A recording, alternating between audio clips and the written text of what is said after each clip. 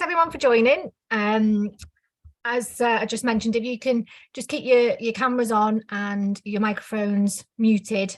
We're very, very lucky. We've got Oliver Colling talking to us today. He's going to do a presentation for about 15-20 minutes on managing crisis in uncertain times. Oliver's got about 30 years experience as a board advisor and CFO. And he's been parachuted into quite a few corporate situations by PE houses and banks, whereas a turnaround situation. So he's very kindly said he's going to share some of his experiences and insights today. And as I say, he'll be speaking for probably 15-20 minutes. And then, as always, we do want these sessions to be interactive. So we'd like to open it up for discussion. So please do share any questions, any of your own experiences, so that we get everybody chatting. With that, I will hand over to you, Oliver. Great, thanks, Christine, and hello, everybody. It's a pleasure to be here with you today. Delighted. I always love getting together with groups because one of the things that I always find is I'm always learning about other people's experiences. And so as Christine was saying today, I'm going to speak for 15-20 minutes to give you some pointers from my experience. But I think this is one of these subjects where there isn't a magic bullet. There isn't a right or wrong answer to this. I think a lot of it is about how you as individuals and as finance professionals react to circumstances that you can't necessarily predict. So I'll begin by attempting to share my screen.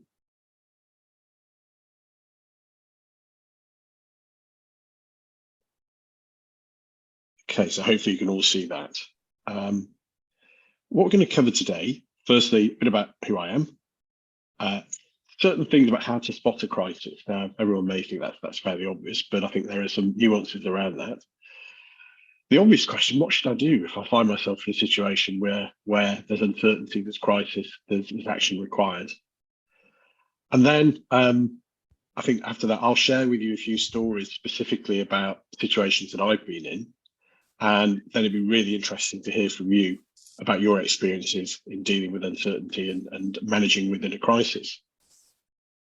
And then I'll hand back to Christine and we'll have a wrap up and close the session then. So firstly, who am I? Thanks for the introduction, Christine. It's a bit daunting when somebody says you've got 30 years experience, because surely I can't be old enough for that. I always often think when you say that. But I suppose my career has been in three parts, really. The first one was in corporate world, so some line finance roles, but also quite a few slightly odd roles, so helping in buying and selling businesses, integrations. And I've also been involved in a number of corporate crises in my corporate life. I've never quite been able to work out whether I've been lucky or unlucky enough to be in the wrong place at the wrong time. But what it has done, it's been a great source of experience and learning. And that almost inevitably led me on to the second part of my career, which is more in advisory and consultancy roles. So I worked with KPMG's financial management consultancy group when it was just starting up after KPMG sold their consulting business to Atos in the UK. I also then set up Grant Thornton's UK consulting business. I also worked for an American consultancy called North Highland. And the sort of clients I work with includes the likes of FTSE 100s like Vodafone, BP, Anglo American. But increasingly, particularly after I joined Grant Thornton, more and more work, because I started practice in 2008, which with hindsight wasn't the best time to start a new consulting venture, because we all know what happened later on in 2008 when it appeared that the whole financial world was in a state of collapse. But what that did do, it actually taught me a lot about where value can be had in terms of the finance function. So a lot of the work that I did in that phase was with banks, with private equity houses, who found themselves with investments, often with a lot of debt, and in a position where actually pulling out of all your investments that are indebted wasn't an option. So how do you actually make that work? And rather than having a quick turnaround, turn that into something that you can actually build and realize value from in the future. So I had a couple of examples of the sorts of businesses I worked with. One was a food group, which had been heavily leveraged when money was cheap, and post 2008, the sums didn't add up, and they needed a radical restructuring to live within their means. And that was sponsored by Barclays Bank. because at the stage they invested around £100 million, and the option was either pull the plug and lose everything or turn it into something that could be then marketable, which we successfully did. I also worked for some slightly odd businesses, including a commercial airline that specialised in flying to quite dangerous parts of Africa, who had a liquidity crisis. They had no cash, and we had to work out ways in which the, how should I put it, the traditional facilitation payments required to local customs could be got on board flights in cash. So it literally involved arranging for large bags of cash we put on aeroplanes to allow them to both to function and to buy fuel to get home. So a whole range of different things. But what really I enjoyed about that was working with particularly private equity, which is very much personality based. So very clear in what they're after. So the next stage in my career, and the stage I'm in now, has been more exclusively, probably about the last 8 years, exclusively working with private equity businesses. My lights have just gone out in the meeting room I'm in. I'll just wave my arms to try and switch those back on. Right, there we go. There's more light. Very clear about the results, and typically the work that I've been involved in is I get contacted saying we have a problem with the business that we're working with, and we need some help to try and put it right. So just examples of my current role, I'm working with a business called MS3, which is laying new fibre networks across Hull and Lincolnshire.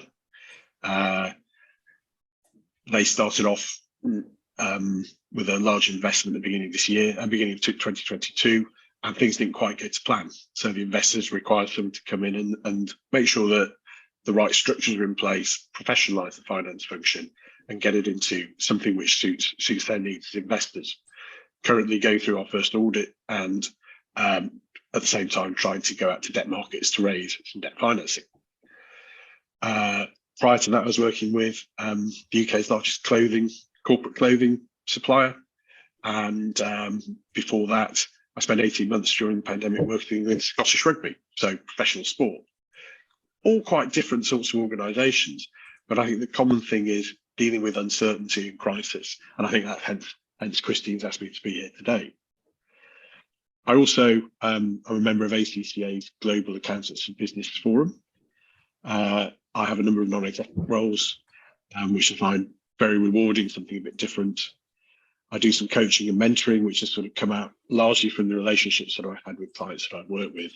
And I also have a podcast, which you'll be pleased to know is nothing to do with finance or accountancy. It's to do with growing up as a child in the 1970s in the UK and watching lots of television. So that's a little bit about me. Now, how do you actually become aware? And some of this may appear obvious, but you'd be amazed how many finance functions, how many businesses don't do some of these basic things. Finance, you're in a privileged position. You and your teams get to know more about the business, I suspect, than anybody else. You see everything. And often you will know from some of the indicators that you see or you hear that something isn't quite right. You know, whether that customers taking longer to pay, whether that somebody in your sales teams moaning that their targets are completely unrealistic and there's a danger that some of your best clients are going to go elsewhere. You see all of this, you hear all of this. And I think it doesn't take much of a leap to actually then translate that and say, right, we potentially have a problem in the future. What do we do about it? One thing that many businesses are incredibly guilty of is just measuring themselves against themselves. Never ignore what's happening on the outside as well as what's happening within your businesses. There are certain things, so macroeconomic circumstances. I don't think anybody here could have predicted that Russia would be invading Ukraine last February. However, there were some signs that there was a bit of uncertainty in that area, but nobody could have anticipated that. But you've got to pay attention to those external factors. And then internal factors. I worked whilst I was at Grant Thornton with a business who was PE-backed. They had one large customer who accounted for about 25% of their turnover. What they didn't realise was that one of their competitors was making a very aggressive pitch for this customer. They lost that business. And also what they hadn't realised until my team got involved was that they were making super profits out of that customer, which was subsidising all their other client base, on which they were losing money. So keeping that awareness of what's going on, and ideally having the right systems, processes, reviews in place to make sure you don't get to that point, is where finance can be very, very helpful. Now, I'm sure you all work with lots of enthusiastic people, visionary CEOs, really enthusiastic sales directors, really typically bullish and optimistic. And I'm sure that some of you have to temper that sometimes by bringing a little bit of reality into situations. I mean, my advice would be, don't be afraid to challenge. I'm sure many of you do this anyway, but if there's something that doesn't add up, if the data is pointing to a different outcome to that which the CEO keeps talking about, or the sales director is talking about, I think that's a real opportunity for finance to spot that. You know, we've all seen first half sales been really difficult, but second half is going to be absolutely brilliant. Now, I'd suggest, let's see the data behind that before you start anticipating the fact that you're going to make up all of your forecasts in the second half.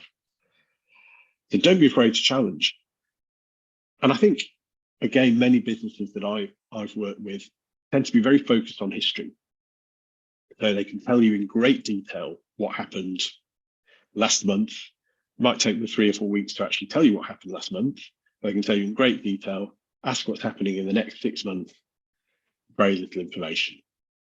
You know, it's essential that you can look forward, essential that you can identify issues before they arise and take some action to actually try and mitigate those risks. Excuse me. So you think something's going wrong, you think there might be a crisis looming, or something has happened, you've lost a customer, something's happened in the macroeconomic environment which affects you. What do you do? Well, I think the first thing is just don't panic. And also, I think finance professionals are really good. They have very broad shoulders. And I've done it myself, you're very happy to take on more and more and more responsibility for things. Where there is uncertainty, where there is a crisis which can fundamentally affect your business, don't forget you're not alone. You're part of a management team. You may be a director in the business. You may have owners and investors. Get them involved as soon as possible. This is not your responsibility entirely. And I have seen circumstances where the finance team have really seen things happening, seen what's on the writings on the wall, but not involved others, feel they have to be the heroes and turn everything around themselves. It's not you. And even down to the fact that I work with a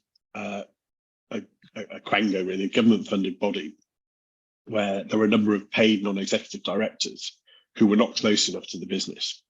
And when things didn't go right, there were certain things going on, breaches of procurement rules, potential corruption cases. They pleaded innocence. And it just had to remind them that in law, there is no difference between an executive director or a non-executive director. Involve those people who are the leadership of your business. It's not just you. And I think, again, as finance professionals, it's partly our duty to stay calm. You know, the way that we react has a great impact on others. And through successive financial crises that I've lived and worked through, the moment that panic sets in, if your finance director or your CFO is panicking as well, that is really worrying. You know, we have all the skills, we've got the tools, we've got the experience to make sure that things can work out. I'll use the example when I joined Scottish Rugby. It was right at the beginning of the pandemic when suddenly the whole organisation realised that around a third of their revenue, i.e. paying spectators coming to live sporting events, had disappeared overnight with no view as to when that might return.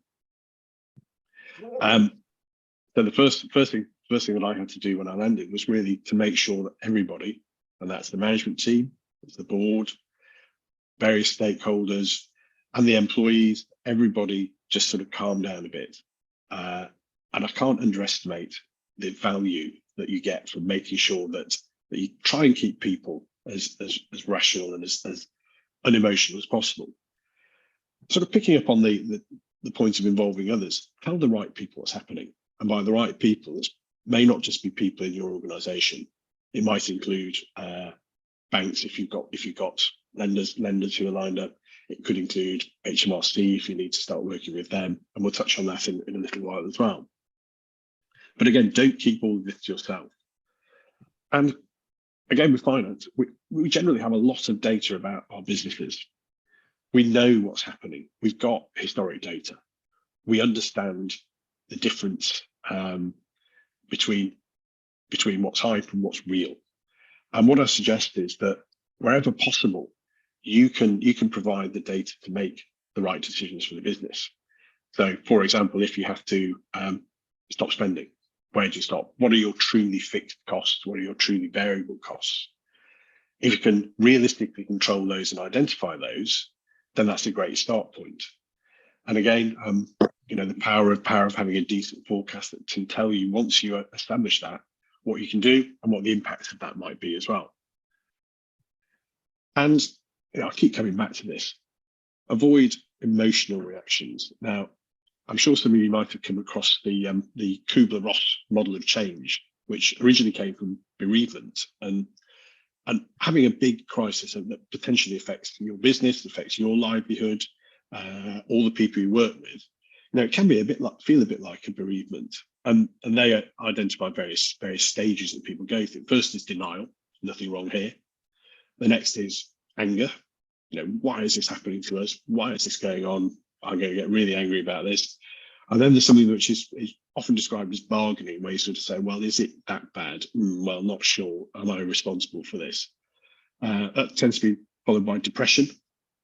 And then generally that leads to acceptance. And often in business, we have to go through all of this. And sometimes we have to go through all of this stage very, very quickly to get to really the most important part of being there as a finance professional in this situation. We've got to be action focused. No matter what's happening around us, we've got to really try and develop actions, prompt actions, challenge our colleagues to take action so we can actually do something to influence, to control the situation. I have sat with a number of boards who almost wallow in the fact and sit around and say, oh, isn't this awful? Isn't this terrible? What can we do? What can we do? And actually don't do anything. It's really important that, and I think that finance directors, CFOs have a key role in being the catalyst to make sure that action happens.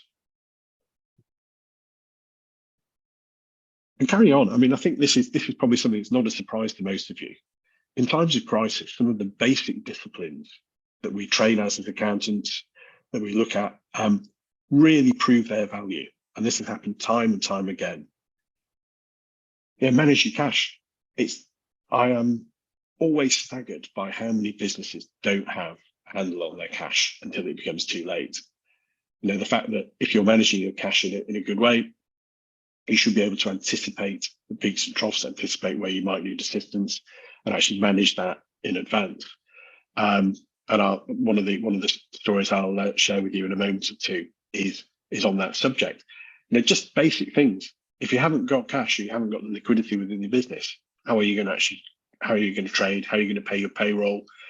All of these things really are valuable when you come into times of crisis. And this is one which I think my experience is some FDs and CFOs find this quite hard. Become best friends with your bank, your investors, HMRC, whoever it is that's got an influence on your future. Over the last few years, particularly, I've been involved in a lot of refinancing exercises and having to be really, really open and transparent and honest with banks. And I've probably sat through more hours than I can think of hearing about what bankers' kids are up to, where they've been on holiday, what they're doing tonight, all of those things. But that's all important to develop that personal relationship, because at some point you may have to call upon them to do something that they might find difficult. But if you have that relationship, you have that sharing of information, you're transparent about risks, then that makes all the difference. If you can anticipate in 2 months' time, you're going to be breaching a banking covenant. If you can talk about that to your bank now, chances are they'll be able to do something about it. If you tell them, actually, it's 9 o'clock in the morning, at 3 o'clock this afternoon, we're going to be breaching a covenant, you haven't got much hope. So it may rankle with some of you, but being best friends with all of these organisations is in your interest. And I think building on what I was saying earlier about, we're in a privileged position in finance. We see and understand an awful lot of things. And that goes for the teams that work with you as well. So getting the most out of them, and quite importantly, making sure you keep them is really important. So it comes back to some of the points I was talking about, having that calm approach, a lack of emotion, and giving them some confidence that whilst they might see that things are bad, that if they stick with it and work through it, there is light at the end of the tunnel. Because some of the more savvy members of the finance team, as soon as they see that something's happening, they'll be off looking to do something else. And that's something you really want to avoid.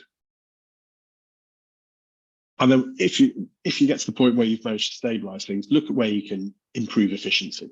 I mean, I take a view that actually the best way of getting efficiency and doing things like automation is do it when things are going well, so that when things don't go so well, you've actually got that base covered. But reality is many businesses only do that when there's a need to do it.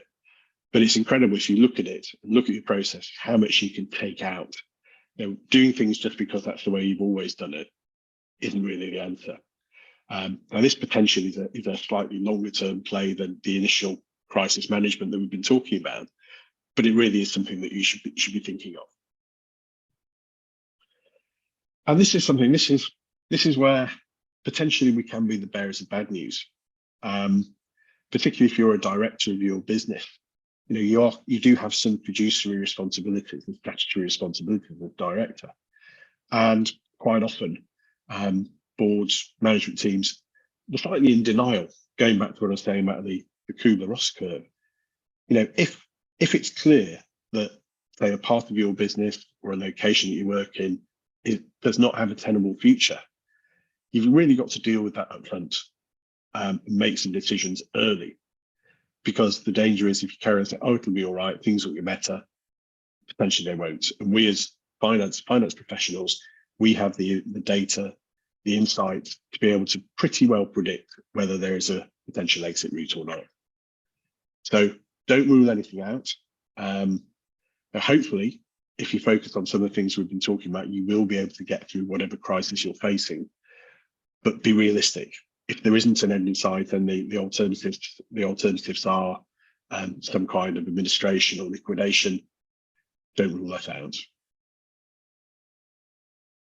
So conscious that I've been talking a little bit, I'll just share with you a few specifics that I've come across in a number of years. The first one was something that's probably telling a tale against myself, really. I was appointed as turnaround director for a large international business.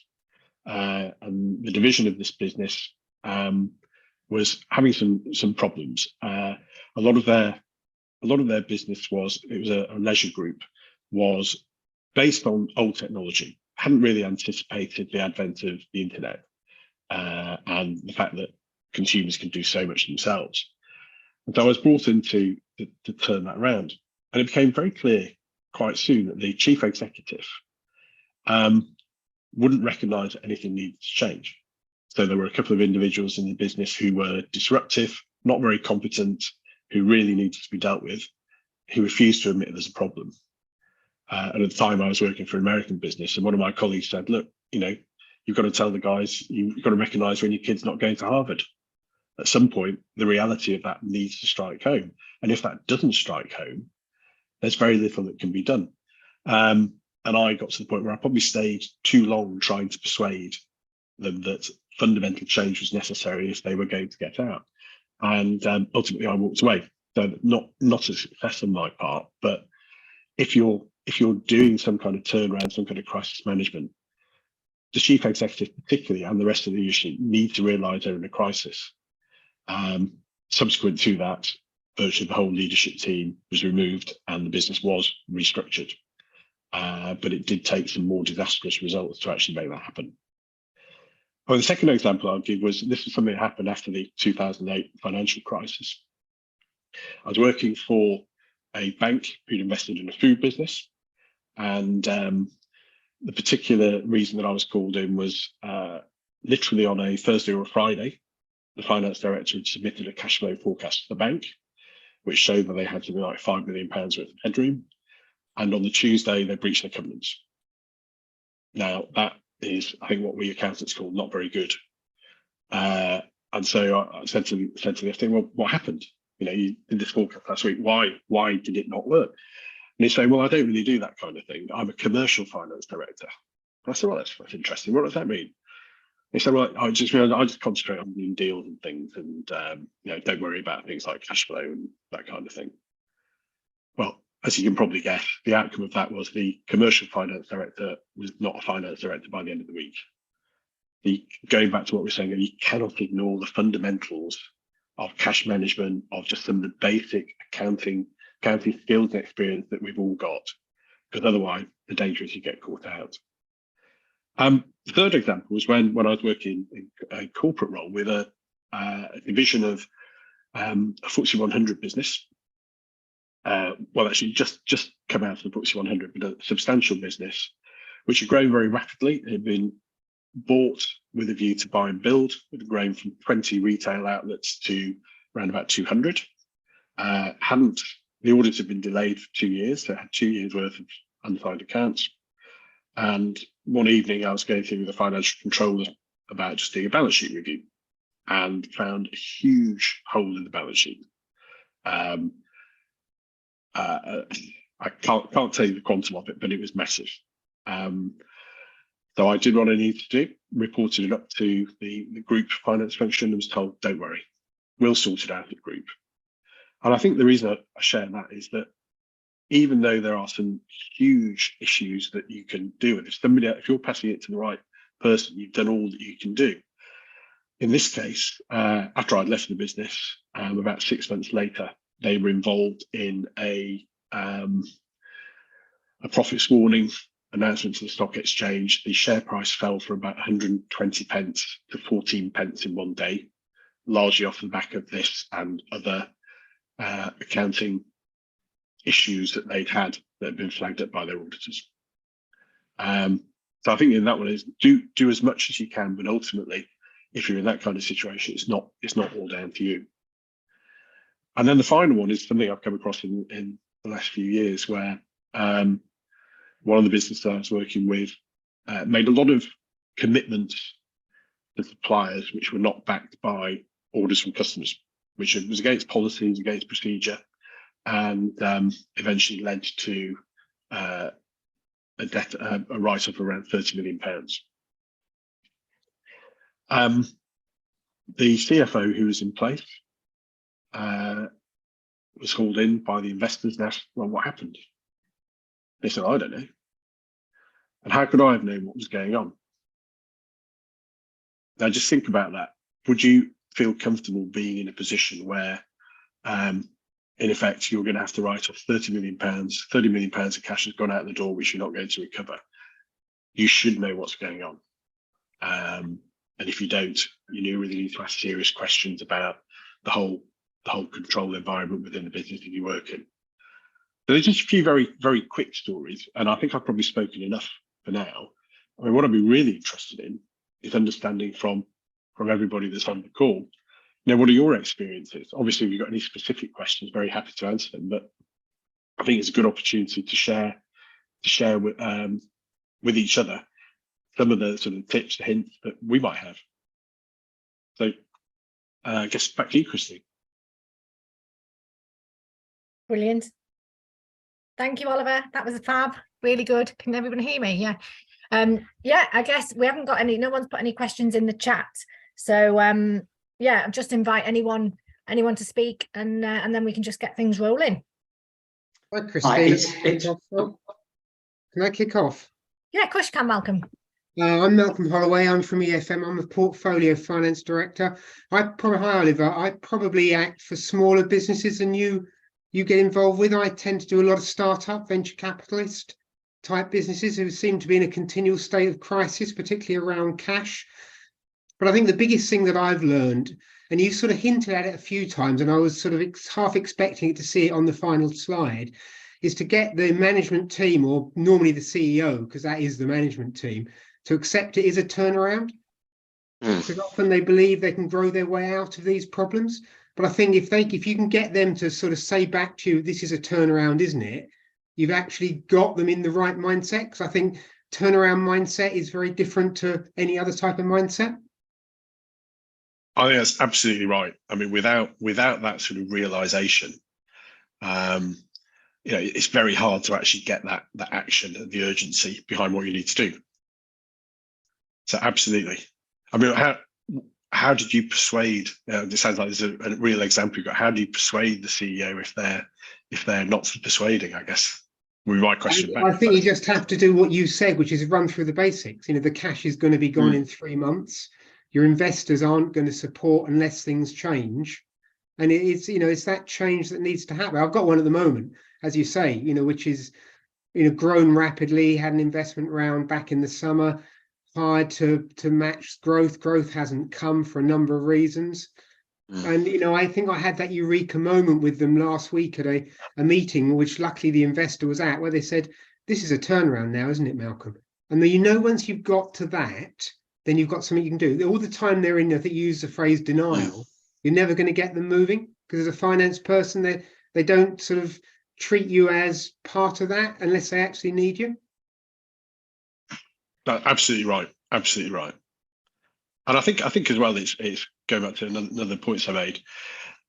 You have to get to a point where you sort of pull the trigger and say, well, if you don't accept this, I'm not going to be able to help you, and be prepared almost at that point to walk away. Yeah, and I think I've got to that point on a couple of examples in the last sort of 4 or 5 years, and I think sometimes that's the shock they need.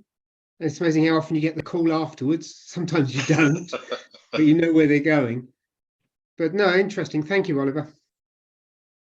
I think that, hi, I'm Paul Cansdale. I'm a finance director within a division of a FTSE listed company, but I have worked turnaround and such like in the past, Oliver. And that realization piece, just to echo what Malcolm says, you need that kind of breakthrough moment with the chief executive or the managing director to say, actually, we need to recognize this. And it's amazing how far things can go actually at your own personal well-being in trying to, because it's logical to us as finance folk, we can do the cash flow on a reasonable set of assumptions, and you can pretty much tell to the day when the money's going to run out. But even in those scenarios, it's very hard sometimes to get that message across, isn't it? It is, and there'll always be something. There'll always be, but if this happens, then it'll all be different. And well, that's great, but what's the evidence this is going to be happening? And often it's more, well, yeah, I'm confident, or this is my business, I know what I'm doing. Leave it to me, and that's not really a recipe for success. Yeah, it usually starts with, I'm not sure you understand. I get that with, I think every business I've ever worked with, I say, but we're different. Well, how different can you be? You need cash in the bank to keep going. Exactly that. No, it's good. Thank you. Thank you for your discussion. It's really good. Yeah, can I, hi, Alistair Howard. I'm FD at a group of law firms up in Liverpool. Prior to current role, I spent 30 years in corporate commercial banking. And I guess the one thing that Oliver said, well, not the one thing, but the thing I resonated most, and which I preach about on LinkedIn quite a bit, is actually do make your bank manager your best buddy. I know from 30 years, I don't necessarily always like the news that clients used to give me, but if I knew what it was, I was able to react. They didn't always like the reaction because sometimes things were, past their sell-by date. They were, dead ducks. But it's far better to be forewarned than surprised. So, Oliver, that was a very, very valid point. No, absolutely, and it's. I think none of us, I guess, as finance people, we're generally quite cautious anyway, but we don't like surprises. And that's the same for banks. It's the same for anybody that's invested in you, your shareholders. They don't like surprises. I just noticed, Peter, you put your hand up. Did you want to speak? Yes, thank you.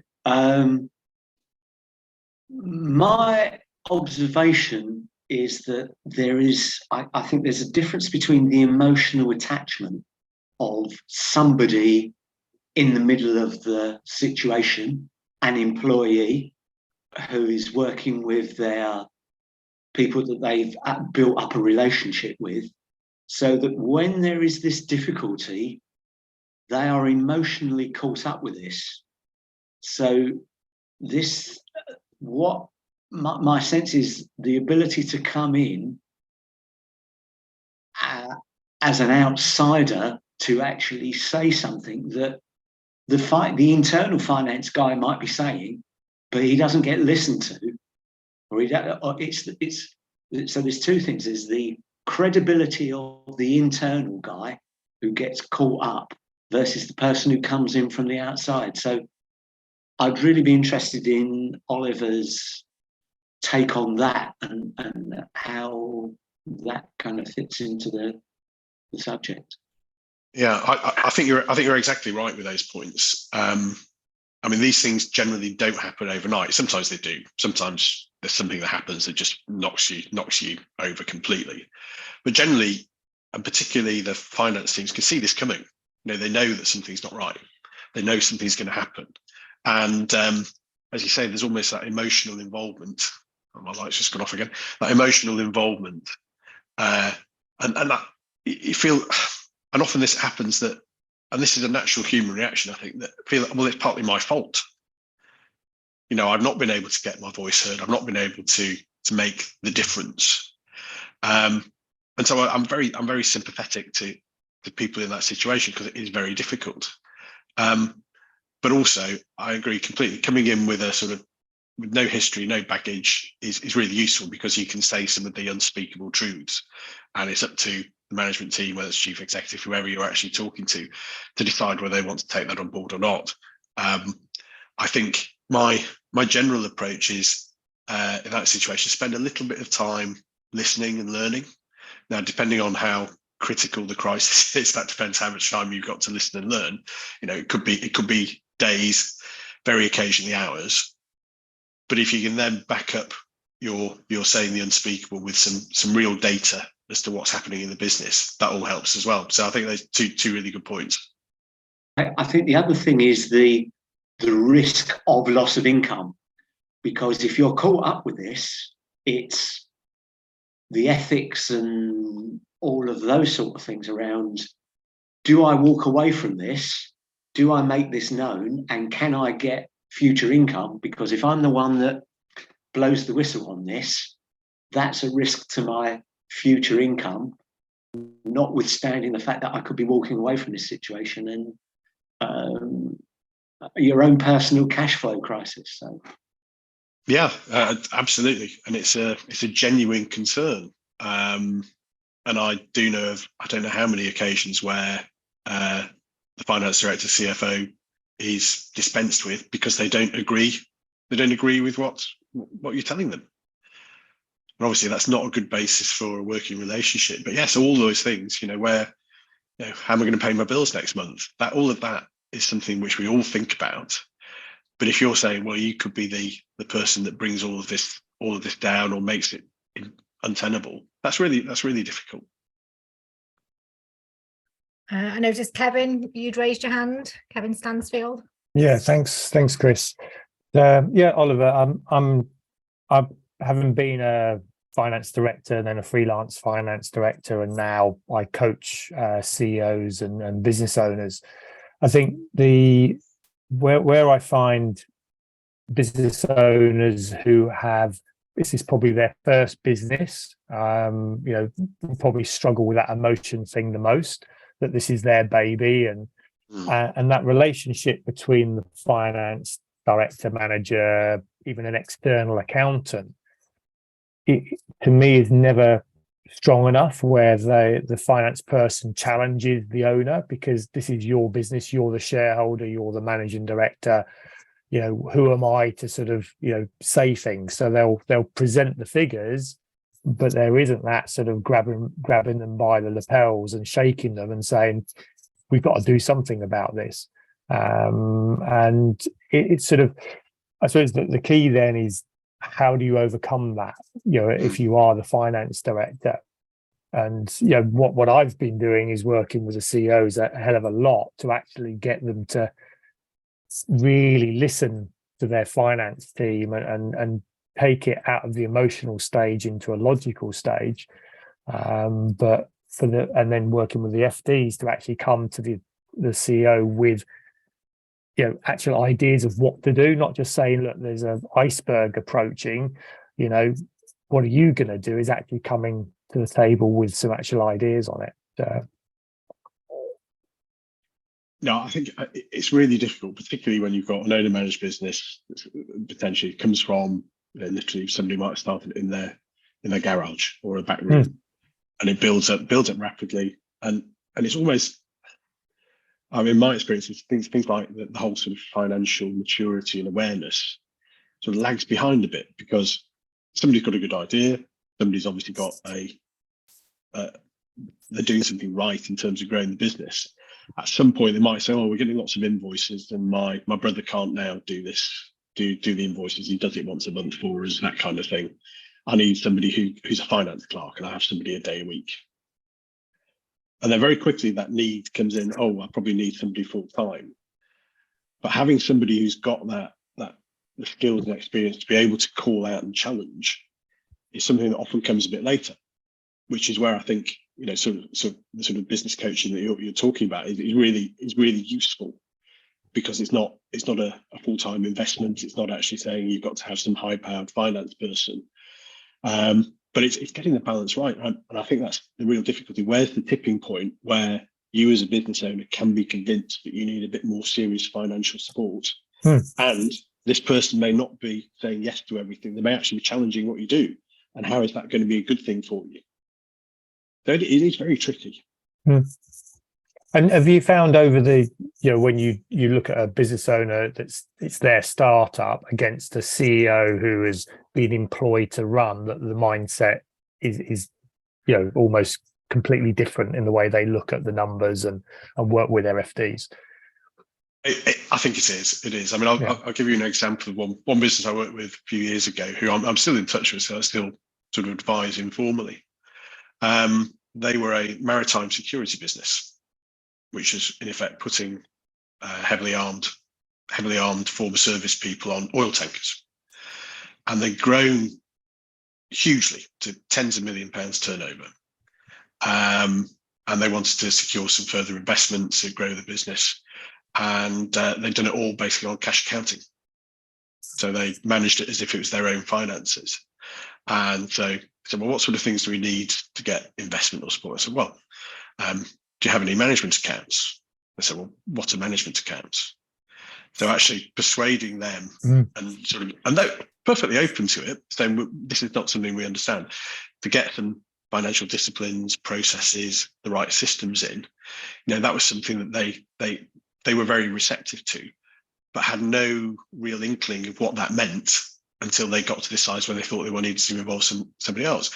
Whereas I guess if you have somebody who's a chief executive, there's another business I know who I've been working with recently who, they are very good at what they do. They are sort of civils-based type business and have employed a managing director purely to do that, to professionalize the way that they look at this and understand what the implications financially, operationally, and otherwise are of some of the things that they do as owners. So I think there is a difference in opinion. I think again, it's how you persuade an owner or an owner manager that they get to the point where they need something a bit more than just their own experience and their own nous to make it work. Brilliant. John Lauren Brocker. Yes, hi. Jean, division of the the defense and submarine warfare. Just thought I had listening to you all. It's a great conversation so far. It's about the anticipation of what might happen, because we talked about a crisis, but hopefully if you have a robust and thorough risk management process, you should be able to anticipate some of that. Not all of it, of course. Typically, COVID was something really out of the blue for all of us.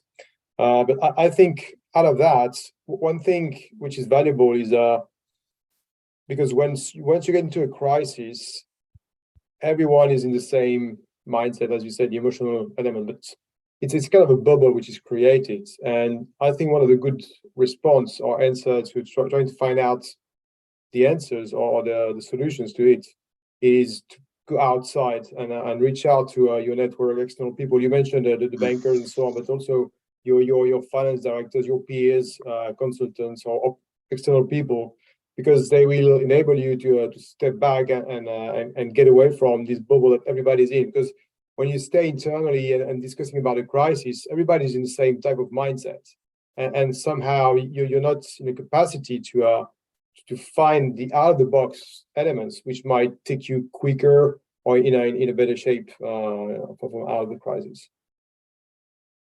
Absolutely, I couldn't agree more with that. I mean, use all the resources that you can, and particularly some kind of external support, your network, whoever it is, or groups like this. You know, they can provide lots of support and lots of good ideas.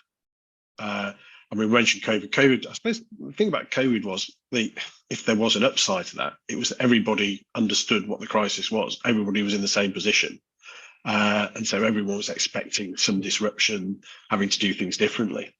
But yeah, I mean, draw upon whatever resources you can. And like all of these, sometimes it's very good, whether that's using your networks, whether that's talking to others, to take that step away and try and look at it more dispassionately. Now, even if that means sort of just taking time out of the business to consider options, the step away from the day-to-day things that you do. Anything that can help you get that thinking time or get those ideas is really valuable. Brilliant. Thanks, Oliver. We've got another question from Niall or comment. Oh, you're on mute, Niall.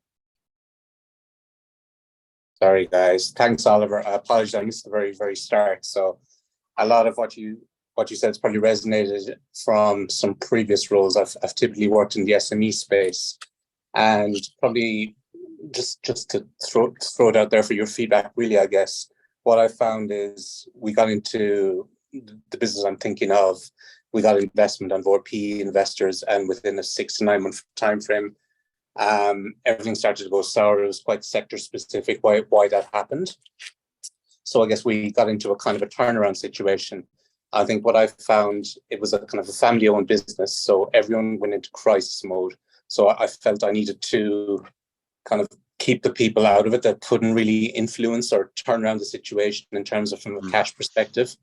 So we had a sales director who was part of the family, very emotional. So you really need to keep those kind of guys on track in terms of, okay, we're getting through a crisis now, but we want to come up the far side and grow our business.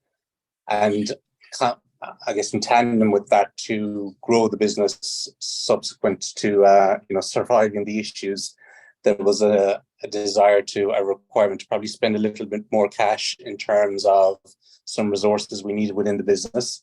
So I guess trying to convince the PE guys that, okay, we're in crisis mode now, but here's what we're doing.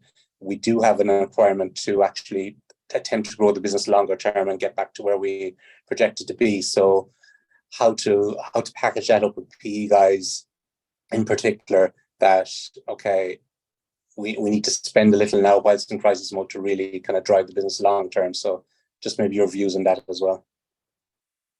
Yeah, it's an interesting one. I said sort of right at the start, one of the reasons I like working with PE is because it's very much personality based. So you're working with people who are generally quite clear about what they want. The downside of that is that when things don't go to plan, it can be a difficult conversation because they have a very straightforward view in there. Well, we put this money in, we've got this business plan, therefore it must produce these results.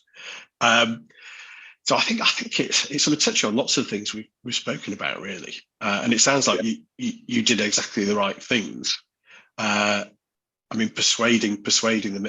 I always look at it that in a way, if you get to a certain level of investment, so for example, if they've already invested 10 million pounds, and you're asking them to invest another million, what's the option they have? It's, do you write off 10 million, or do you extend that by another million, provided you believe that's the right thing to do, and secure the other 10 million? And I think that's where we as sort of finance professionals have to be quite persuasive, as long as we believe that's the case. I mean, I wouldn't recommend that you go all out and sell it if you don't believe it. But being able to sort of demonstrate that risk reward, the fact that it's probably better to inject another £1 million rather than lose the 10 you've already put in, I think that's got to be a persuasive conversation, but not an easy one to have. Yeah, no, absolutely. I think you're right in terms of, in that particular instance, they were, I guess, somewhat pot committed in terms of what we were looking for in terms of further investment versus what they'd previously invested.